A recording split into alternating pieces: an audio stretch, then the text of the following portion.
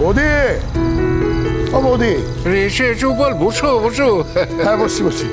এই বৌদি, গরম গরম সিঙ্গাড়া, ফল, মিষ্টি। এইসব আচ্ছা কি ব্যাপার বলো তো বলদা, তুমি যখনই আসছো এরকম গাদা গাদা জিনিস নিয়ে আসছো। না না, এটা কিন্তু ঠিক না। আরে কেন ফর্মালিটি করছো? ধরো ধরো ধরো ধরো। না, মা কিন্তু ঠিকই বলেছে পিসমশাই, তুমি কিন্তু আগে এত ঘন ঘন আমাদের বাড়িতে আসতে না। আচ্ছা ঠিক আছে, তোর যদি অসুবিধা হয় কাল থেকে আমি আসবো না। না না পিসমশাই, আমি সেটা একেবারেই বলিনি। আমি বলতে চাইছি যে পাপা যবে থেকে বাড়ি ছেড়ে চলে গেছে তুমি ঘন ঘন আসো, আর যখনই আসো হাতে করে অনেক জিনিস নিয়ে আসো। পিসমশাই, আমি কিন্তু জানি সেটা তুমি কেন করো। দাদু ভাই তো ঠিক করেছে যে পাপার হাত থেকে কিছু নেবে না, তাই তুমি আমাদের এইভাবে সাপোর্ট করো, তাই না? বড্ড পেকে গেছিস তুই, হ্যাঁ বড্ড পেকে গেছিস। তোর কাজ হচ্ছে মন দিয়ে গানটা করা, তো আজকে বাড়িতে কেন শোনি? আরে করছি তো, লাস্ট কয়েকটা সপ্তাহ বেশ কয়েকটা শো ছিল, আর রিহার্সাল প্রায় রোজই করেছি, তাই আজকে দিনটা অফ নিলাম বাড়িতে। উপল, তুমি যে এমনি আসো তাতে আমরা যথেষ্ট মনোবল পাই, এসব আনার কোনো দরকার নেই। এই তো বাবা, কত সহজে বুঝিয়ে দিলেন। ছেলে ছেলে হয় আর জামাই জামাই, আর আমি তো পর, সেটা আমি অ্যাকসেপ্ট করেই নিলাম। এটা কিন্তু কোনো কাজের কথা নয় অপলদা। এই সমস্ত কথা বলে তুমি প্রত্যেক দিন এক গাদা গাদা জিনিস আনবে না, সেটা কিন্তু একদম চলবে না। যদি না চলে তাহলে একটা কাজ করবো, ওই তো হাতে তোমার জিনিসগুলো আছে, ডাস্টবিনে ফেলে দাও। আর সব থেকে ভালো হয় বৌদি, এই যে আমি এসছি আমার চোখের সামনে জিনিসগুলোকে ফেলে দাও, তাহলে ভালো করে আমাকে অপমান করা হলো। না না, তুমি এই সমস্ত কথা বলে এড়িয়ে যাচ্ছ কিন্তু উপলদা। আচ্ছা তুমি এত ফল নিয়ে এসছো কেন? কে খাবে এ বাড়িতে এত ফল?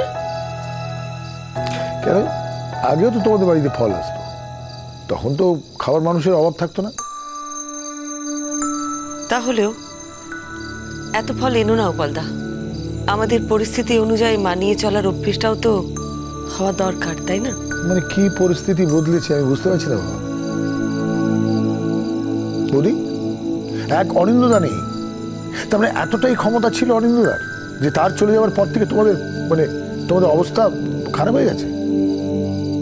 বুঝলে উপল, সে তো এসেছিল, আমার টাকা দিতে চেয়েছিল, আমি তো ছুঁয়েও দেখিনি।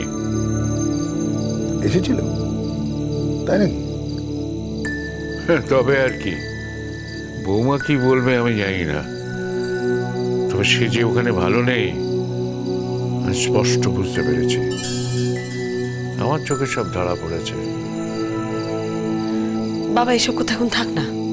উপলদা, আমি একটু চা করছি, তুমি আর কি খাবে বলো? ও মা, তখন মুড়িটা তুমি দারুণ মেখেছিলে, আর একবার মুড়ি মাখো না খাই। একটু আগে তো মুড়ি খেলি, আবার মুড়ি খাবে? পিসমশাই সিঙ্গাড়া আনলো, নটা দিয়ে খাবো না? ওরে বাবা, দেখেছো? না না, তুমি ভালো করে মুড়িটা মাখো না, গরম গরম সিঙ্গাড়া আছে, আমিও খাবো। আর হ্যাঁ, বাবাকে দুটো মিষ্টি দাও। না না, আমি মিষ্টি খাবো না, আমি মিষ্টি খাবো না। কেন, আমি নিয়ে এলাম, আপনি খাবেন না? এই দাও তো বৌদি প্লিজ। কি মুশকিল, সব পরে দেখা যাবে। না না না, আমার সামনেই খাবেন। আচ্ছা আচ্ছা, দিচ্ছি দিচ্ছি দিচ্ছি।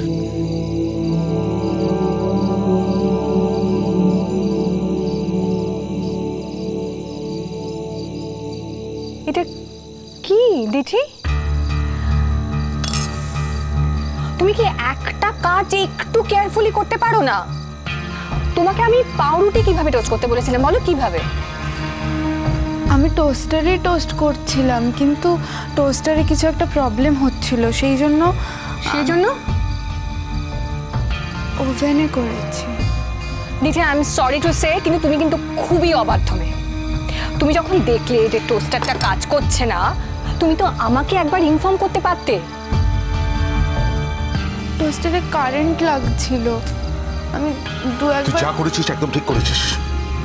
এই যে টোস্টারে কারেন্ট লাগছিল বলে তুই টোস্টার ব্যবহার করিসনি, you did the right thing, I appreciate that, you are intelligent. এরপর যদি এরকম কিছু হয় তুই সেটাই করবি যেটা তুই ঠিক মনে করিস, যেটা তুই সেফ ফিল করিস। এইভাবে না ও কোনো কাজ শিখবে না। কোনো কাজ শেখার দরকার নেই, সবাই সবকিছু শিখতে পারে না, ও শিখবে না, কিন্তু এমন কিছু করবে না যাতে ওর লাইফ রিস্ক হয়। টোস্টারে পাউরুটি টোস্ট করতে গেলে তোমার মেয়ের লাইফ রিস্ক হয়ে যাবে। টোস্টারে কারেন্ট লাগছিল জুন, আমি চেঞ্জ করে এনে দেবো টোস্টগুলো। না গো, থ্যাংক ইউ ভেরি মাচ, তোমাকে আর কিচ্ছু করতে হবে না। আমি আমার তো টায়ার্ড লাগছে।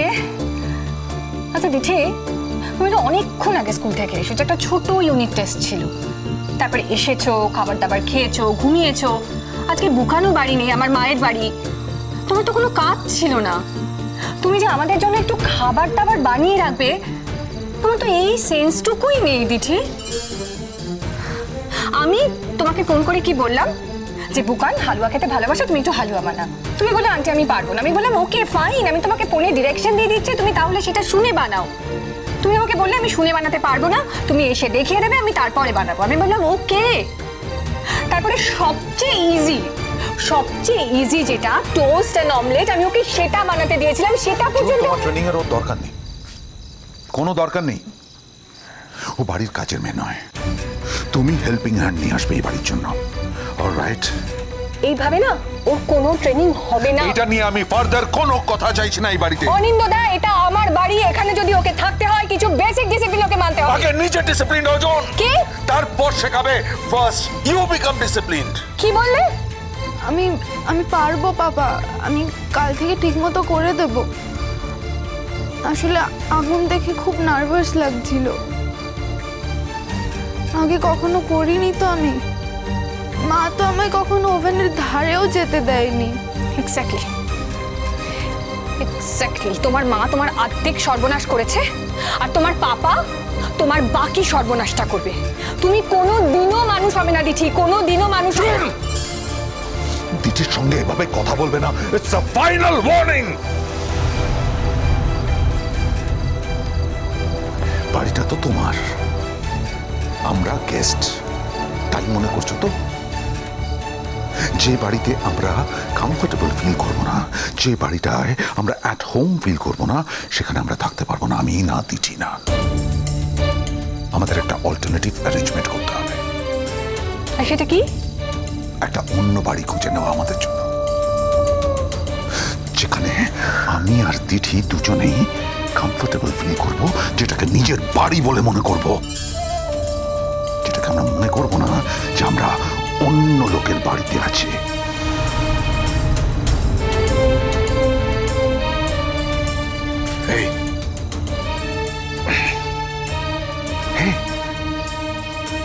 Looks yummy. Nice. চল আমরা ওখানে গিয়ে খাবো, তুই আর আমি। অলরাইট, চলে আয়।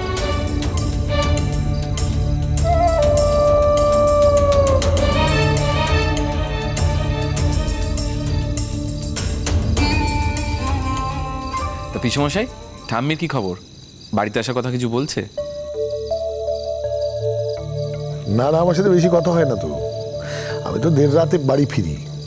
ডাইনিং টেবিলে অবশ্য দেখা হয়, বুঝতে পারি যে জিজ্ঞেস করার ইচ্ছে আছে, তবে জিজ্ঞেস করে না, কোনো প্রশ্ন করে না। আর আমিও উত্তর দিই না, কিছু বলার কি দরকার। অবশ্য জানে যে মাঝে মধ্যে আমি অফিস হয়ে, মানে এই বাড়ি হয়ে বাড়ি ফিরি, তাও জিজ্ঞেস করে না। উপালদা, মার কিন্তু এবার ফিরে আসা উচিত। আর কতদিন উনি তোমাদের বাড়িতে থাকবেন বলো তো? এই ব্যাপারে আমি বলবো নো কমেন্টস।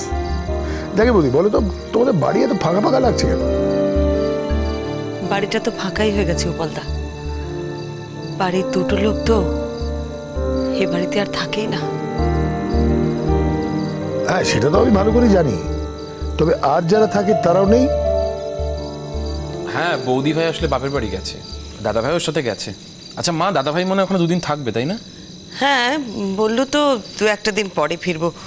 কবে ফিরবে সেটা ঠিক বলে যায়নি। এরপর তো বাড়ি আরো ফাঁকা হয়ে যাবে। ডিঙ্কা তার মাকে নিয়ে চলে যাবে, জাম্বো দাদু ভাই নাথ বউকে নিয়ে চলে যাবে, বাড়িতে থাকবো আমি একা। সারা বাড়ি পাহারা দেবো। তারপরে যদি তোমার শাশুড়ি মা চলে আসেন তো এলেন, তবু তো আমরা সেই দুজনেই থাকতে হবে। এখন থেকে এত কথা কেন ভাবছেন বলুন তো বাবা? হ্যাঁ, যখন যার যাওয়ার পালা হবে যাবে, যার আসার সময় হবে আসবে, এই নিয়ে টেনশন করো না। আমার বয়সে পৌঁছলে বুঝতে পারবে একা থাকার ভয়টা কি মারাত্মক ভাবে চেয়ে ফেলতে পারে। বাবা, কেন আপনি এসব কথা বলছেন? যতই তুমি আমাকে বাবা বলে ভালোবাসো, সম্মান করো, তুমি তো ডিসিশন নিয়েই ফেলেছো তুমি এখানে থাকবে না। না বৌদি, এই ব্যাপারে আমি বলবো এটা কিন্তু তোমারও অন্যায়। হ্যাঁ, বাবা যখন এত স্ট্রংলি তোমার পাশে দাঁড়িয়েছে, তখন তুমি বাবাকে ছেড়ে এই বাড়িকে ছেড়ে কেন চলে যেতে চাইছো এটা বুঝতে পারছি না। আচ্ছা উপালদা, আমি তো এখনই ছেড়ে চলে যাইনি। দেখো পিসুমশাই, মা এই বাড়ির সকলকে চিনেছে কিন্তু পাপার জন্য, আর আজ পাপা আমাদের বাড়ি ছেড়ে চলে গিয়েছে। এখন মা যদি এই বাড়িতে থেকে যায়, সেটা মায়ের জন্য অসম্মানের হবে না? আচ্ছা রিঙ্কা, তোর কি মনে হয় আমি তোর মাকে এমন একটা কাজ বলতে পারি যেখানে তার অসম্মান হয়? কোনোদিন বলতে পারি? বলতে পারি না। দেখ রিঙ্কা, হয়তো তোর মা তোর বাবার হাত ধরেই বাড়িতে এসছে, সেই সূত্রে এসছে, তবে এতগুলো বছরে, বিগত 25 বছরে তোর মার কন্ট্রিবিউশন এই পরিবারের প্রতি, সেটাকে তো কেউ অস্বীকার করতে পারবে না। অনেক বেশি কন্ট্রিবিউশন, অনিন্দ্যতার কন্ট্রিবিউশন থেকে অ্যাটলিস্ট 200 টাইমস বেশি কন্ট্রিবিউশন। এই ক্ষেত্রে উভয় পক্ষের কিন্তু একটা অধিকার জন্ম নেয়, সেটাই স্বাভাবিক, বিকজ উই আর হিউম্যান। ফলে বাবা তার পুত্রবধূকে বলতেই পারে যে আমাকে ছেড়ে যেও না, আমার ছেলে যেখানে যাক যেতে পারে, কিন্তু বৌমা তুমি ছেড়ে যেও না। এই অধিকার কিন্তু বাবার আছে। দেখো বল, এই কথা কিন্তু তুমি ভেবে দেখতে পারো। দেখো, আমি তোমাকে এমন কোনো কাজ করতে বলবো না যেখানে তোমার সেলফ এস্টিম, তোমার অপমান হয়।